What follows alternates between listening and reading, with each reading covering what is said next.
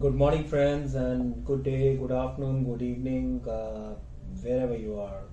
Welcome to the fresh edition of my channel.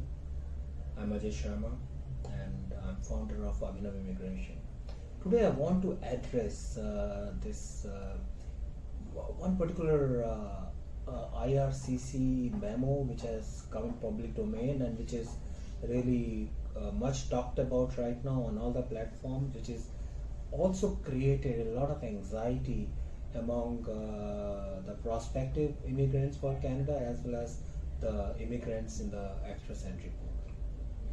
So here is really speaking the analysis of that particular memo as well as future forward. How does that look? And I'm sure by the time you're finished watching this video, and please do watch it till the end to really speaking get in-depth analysis of this memo, and let's see where you and your chances stand as far as the Canadian immigration is concerned in context to this particular IRCC memo in public domain.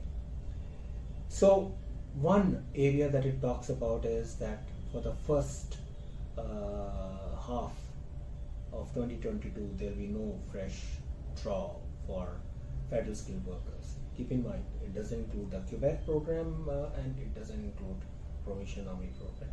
So that carries on as usual. So that significant number of positions quota which is still available for everybody to be hopeful for. Number two, it only talks about the first half. It does open up in the second half. That's number two. But number three, and that's, I think, in my opinion, the most important aspect of of this particular memo. At least it shows the clear way forward now. There's a lot of uncertainty because of last couple of years of disturbing situations. Now at least this memo clears out what is the way forward. The way forward is simple.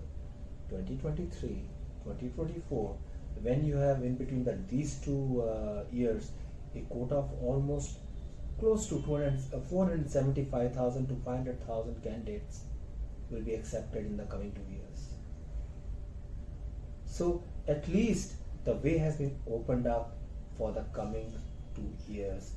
It is also been cleared that yes, for those who have not already received invite to apply, they have to wait for at least 1 more year. It also makes it clear that in case your profile expires in the interim, you should be ready to refile your application into the express entry pool again. So what this memo has done is, this memo has not restricted immigration. What this memo has done is, it just cleared out the way forward as far as IRCC is concerned and the way they are going to process the application. That's one. Second is this. A person says, I am not interested in waiting anymore. And what may happen in 23, 24, I don't know. I am growing older in age. I may get less points. I may have to give IELTS score again. Well, of course. And all these are very, very practical, realistic apprehensions. How to address it? Address it through, again, by taking a realistic step. Study in Canada. When you study in Canada, it can be 12 to 18 months course. It could cost you between 10 to 20 lakhs depending on the course, university and institutions, which by the way, a significant part of that you could recover by working 20 hours a week and full time during vacation time. So when you study in Canada, you get full points for Canadian study. Then you get post-study work permit, you get work permit points. And when you're through with work permit, you work in Canada, you get Canadian experience points. With all these points taken together, you're on your way to get Canadian PR. And in addition, what happens is this, that there are some provinces who in any case give you nomination even if you study there. So choose the province which is offering you nomination immediately after study, again because provincial nomination gets you 600 points, that means you get a PR visa.